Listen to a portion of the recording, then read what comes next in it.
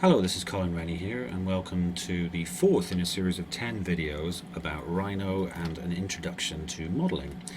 This session today is going to be about surfaces, and I'm going to take you through some of the surface modeling tools and explain how surfaces are generated in Rhino and show you a little bit of surface editing as well as setting a little bit of homework later on. Okay, so the first thing we're going to do is turn the Surface tab's tools on. This one here, which says Surface Tools, and this is going to change the toolbar on the left and change the toolbar across the top as well. You have a huge number of surface tools available, and there are lots of different ways to generate surfaces within Rhino, which I will take you through some of them. A lot of surfaces require curvature or curves in order to describe them. So I'm going to first make some curves to do that. So I'm actually going to go back to the standard toolbar here, and I'm going to use the control point edit curve in order to generate some curvature geometry that we're going to work with. I'm going to use my top view mainly here to draw these curves. So these curves will exist on the C-plane, on the XY0 C-plane, this plane here. So the XY, the Z0, the XY plane here. We're going to do a few curves to start with. I'm going to draw just two different shapes here. So I'm going to use the closed curve, and I'm going to do a smaller one. And I'm also going to do a couple of wavy lines here. And I'm going to press enter when done, and one more here. There we go. And I'll do one further set of curves as well. This time I'm going to do set like this, and I might just close one of those ones sharp as well, just to show you the difference. Oops, clicked into a different viewport there, which gave me some Z altitude, which isn't what I wanted. So I'm going to close sharp here on this point here. Right, so I have got a set of different curves here. I've got three curves. I'm going to move these over now slightly, and I'm just going to work with these. Now, the first tool I'm going to show you in the surface tools, go back to surface tools here, is this one here, which is surface from planar curves. And I'm going to make a surface from these curves here. Now, this tool only works when the curves are coplanar. They have to be on the same plane, in this case on the XY plane. So I'm going to click the tool, and it's going to say select the curves to build a surface from. Well, I want this one and this one. It'll ask me for an enter to confirm when I'm done. Press enter, and then you'll see, just change this to wireframe, you will see that there has been a change here. There's been a cross that's been produced across the center here, and also the edge of the line has gone darker. It's actually gone to 2 pixels thick, whereas a standard line is 1 pixel thick. So this is a curve, 1 pixel thick, and this is the edge of a surface, which is 2 pixels thick. You can see the edge on the inside as well has got pixels. The cross denotes the surface as well. This is an isocurve. This is a curve that is drawn across the surface. Rhino tells us that it's a surface because it's drawn these isocurves in. You can also tell that it's a surface by the shading, and when you open up Rhino by default, it will be in this view, which is in wireframe view. But if you want to change that, if you right click in perspective view and choose shaded, once you do that, you'll see that the viewport changes, and you'll have some shading denoting whether or not you have a surface, and that will change according to the light. So it will give you an idea you've got a surface there. Okay.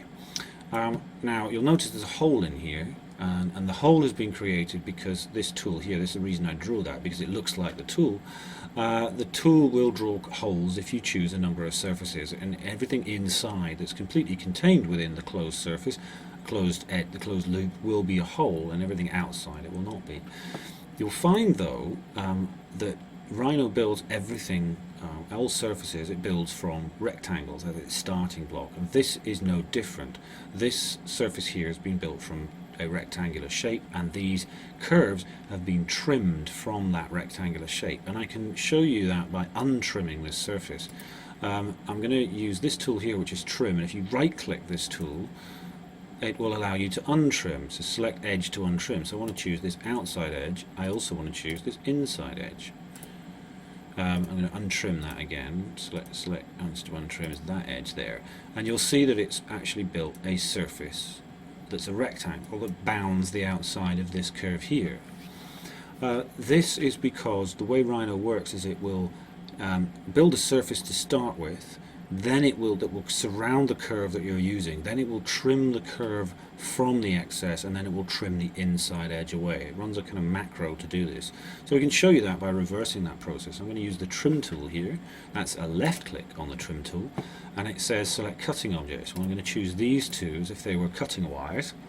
Press enter when done, and I'm going to trim away the things I don't want.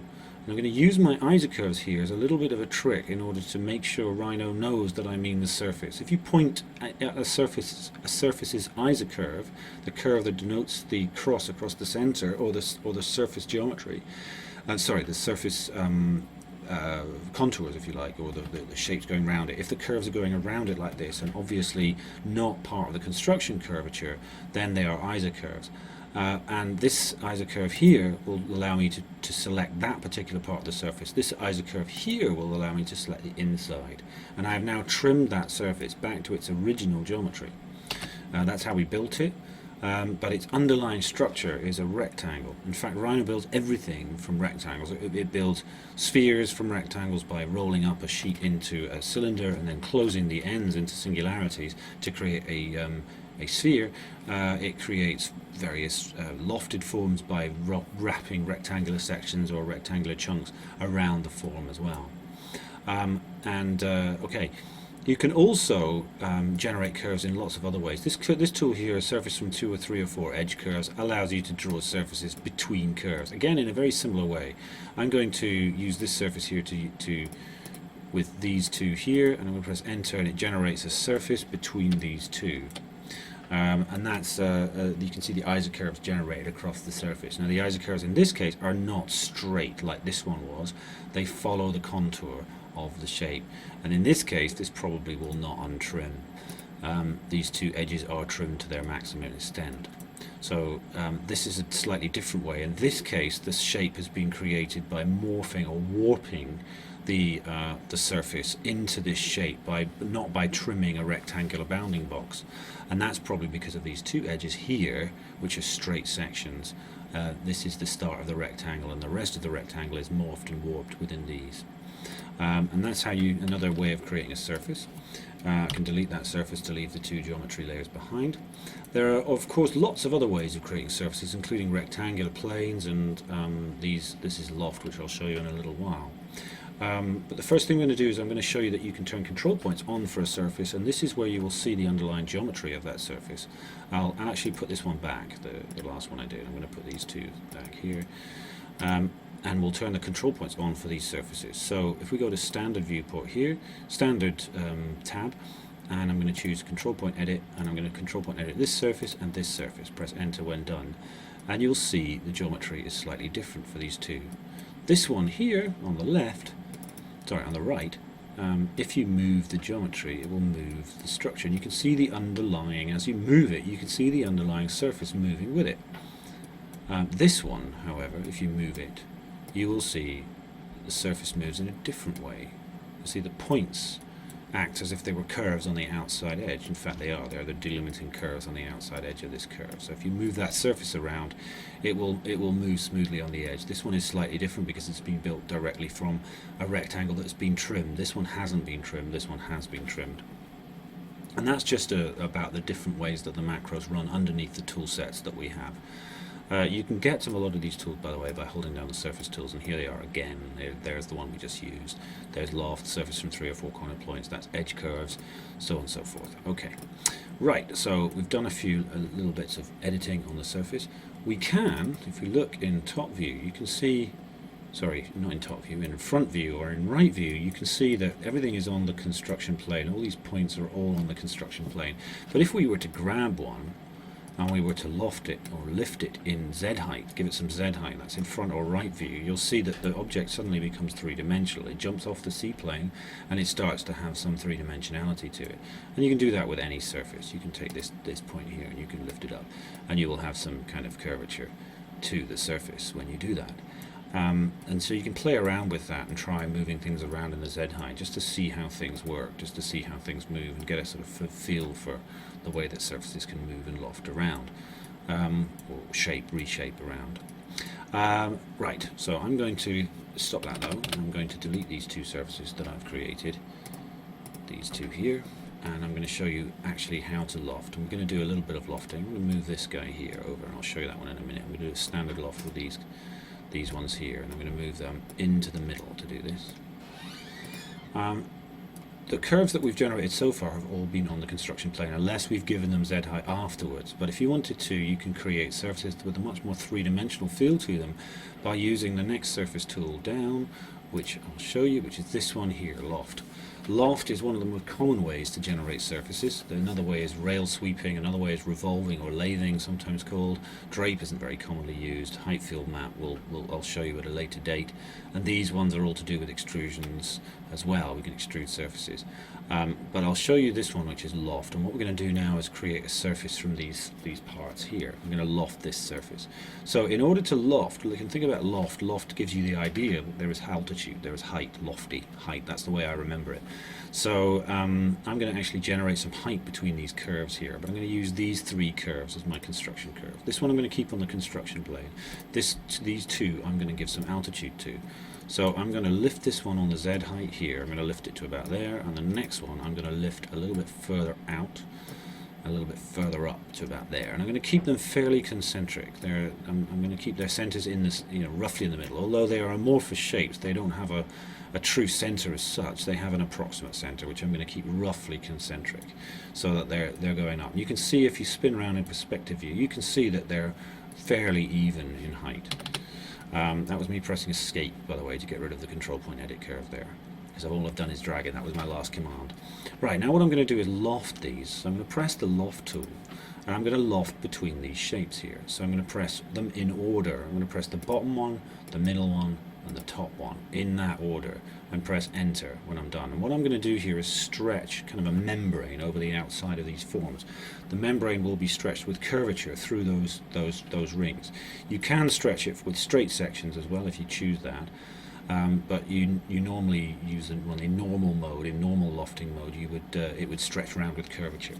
When you've clicked it once, you will have this thing appearing here, which gives you arrows, and the arrows are the seam arrows, and they will tell you the way that the seam is going to join up. And those arrows should all be pointing in the same direction. If one of them is pointing the other way, like that one, you can flip it if you want to, then the loft will come in a different direction, and it often will create errors if it's not right.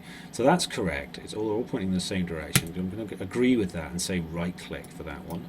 And you have loft options here. A normal, you can choose loose, tight, straight sections, developable, uniform, all these different forms here. But I'm just going to choose normal for now. We'll come to the rest of those later. And I'm going to say OK to that. And I now have a surface that is lofted. This is a surface. It's actually made of a number of different surfaces, which are all seamed together. I can see the seam lines in here. And you can split those up by pressing explode. Cannot explode single surfaces. That is actually a single surface. Sometimes it creates lofted surfaces from a number of control points, from a number of, and it creates panels. This one, though, is a single lofted object, and that's because I've obviously had the same number of control points generated to each of those curves. I had different numbers of control points. It would likely have split up the loft into different sections, and the object would have been explodable. This one is not explodable. It's one continuous surface. It's one surface and its selection. It will not explode. If I was to do that with a number, it probably would have. But you can also, this is a closed loft I've done here, so this is effectively a tube. You can loft between open curves as well. If I take this curve here, give it some altitude, and I can loft between these two curves here. If I press loft, and I'm going to choose this end and press enter, and go OK, I've created a kind of lofted shape. It's kind of like a wavy wall kind of thing. That wavy wall thing is standard loft. You might have something else. I'm going to hide that for now. I'm going to go to standard viewport and press the hide tool, which is the grey light bulb, and I'm going to go back to surface tools. What I'm going to do now is do it wrong, because this does often happen. I'm going to loft both of these. I'm going to hide this guy as well. Hide was my last command, so I just right click there. What I'm going to do is loft these wrong to show you some of the things that can happen when you do the wrong thing. So I'm going to choose these two curves. I'm going to do it in the wrong way. Right. I'm going to choose this curve here, and I'm going to choose this curve here. I press enter, and now you see you have this strange bow tie shape. I'm going to OK. Now that bow tie shape, that twist there, gives you a kind of paradoxical surface. It's an almost impossible surface to construct. it crosses itself, and it's a pretty messy piece of geometry, so we don't generally want that kind of thing. It is correctable, but it's better to not generate those in the first place. This impossible surface, what I would do is delete it, and I'll explain why that happened. Loft is edge sensitive, so it's end sensitive, so it will loft from one section to the other section. So if I do this correctly, what I did wrong there was I chose this roughly near the middle on this side and roughly near the middle on this side, but I deliberately chose it in opposite sides. So I deliberately went this side, enter, and it did that. But if I was to do it correctly, I would do this side, sorry, I need to rerun the command, this side, enter when done, and it will loft correctly, which is straight up like that. That's what we want. So when you're picking lofts, you need to pick them according to the end. You need to choose the line nearest the end, or nearest one end, to definitely make sure that it will force the loft through that direction. Okay, the next thing I'm going to do is loft these wrong. I'm going to select this one, then this one, and press enter when done, and you'll see that it creates this strange kind of looped shape. And that's because the loft is being forced to go in the order that you have picked them, and you will get some impossible curvature here. This object is kind of folding back in on itself and going underneath this one. So again, that's not particularly successful geometry. We generally don't want that. We need to choose our lofts in order. 1, 2, 3, press enter when done, enter again, and then we have a loft that we're going to work with. Rhino can give you all sorts of impossible geometry. It does happen quite a lot, especially when you're filleting, which I'll come to later, but for now that's the first thing we need to do, is work this out. Once you've done that, you can then turn the control points on for these surfaces. If you loft and you can't control the control points on for that surface, it's probably because it's lofted a number of sections, and you need to explode that first and then select the whole object again.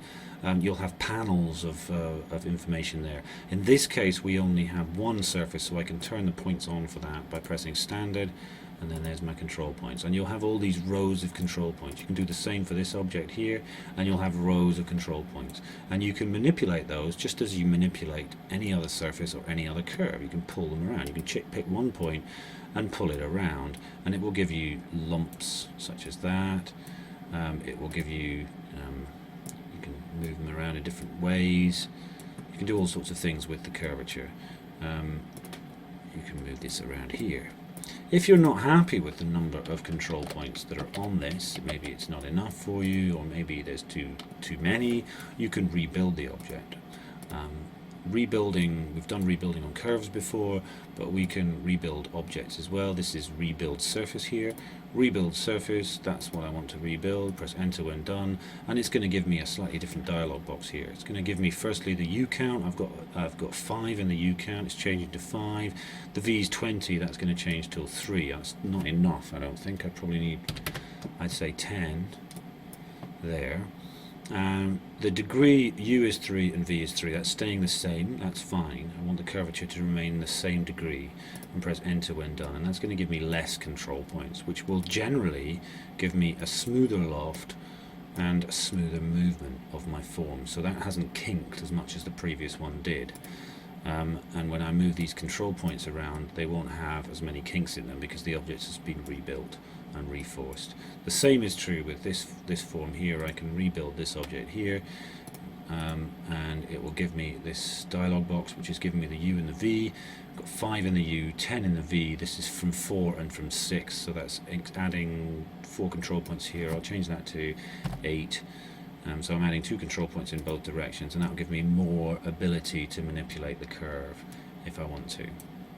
Manipulate the surface if I want to. Okay, so that's lofting, 2 different forms of lofting. I'm going to show you, before we go, one other thing, which is how to build a surface or a polysurface from a bunch of planar geometry. We're going to start with this tool here, which is rectangular plane. In that, we're going to choose an arbitrary point somewhere on the construction plane in top view, and we're going to draw a rectangular plane. The rectangular plane is an arbitrary size. I'm not worried about accuracy at this point. But the next thing I need to do is I need to draw a side to this rectangle in either the front or the right view. If I choose the front view, it'll draw it across here, across the x-axis, which is the one I'm going to choose. Now, if I'm trying to pick a point up here that I want to be vertically centered above the the endpoint there, I can use this fancy tool here called Smart Track. Smart Track, if you click over a line, the line will turn white about a second or half a second later, and then if you move up you get this white line appearing. The original reference dot, the original reference point, turns blue, and the line tells me that vertically above that I'm going to be, the next click I'm going is going to be orthogonally perpendicular to that original reference point, and it gives me the distance as well. This one in case is 53 millimeters above that first point, and 90 degrees on perpendicular from that original reference point. And if I click now, I know that that point there is definitely perpendicular to this point here. So I know that these two sides are exactly the same length. So now I have enough information to generate 4 of my sides, and I'm going to use the copy tool here. I'm going to go to standard viewport, use the copy tool, which is this one down here, and I'm going to copy this object, and I'm going to use my snaps. I'm going to use my end snap here. So I'm going to copy that. This point I want to copy it from is one of these endpoints at the bottom. I'm going to copy from that bottom endpoint, and then I'm going to move it over to this endpoint. And then when I'm finished, I'm going to press Enter or right click, and that gives me 2 instances of that object. I'm going to do exactly the same with this again. I'm going to right click to repeat my command. That happens a lot. You find yourself right clicking to repeat and end commands quite a lot. And now I have a box with 2 ends missing, and I can rebuild those ends, or I can create those ends in several different ways, but this time I'm going to use this surface from 3 or 4 corner points to show you a different method. End, end, end, end, and I'll create one end cap. Be sure when you're doing that not to pick ends from the other side.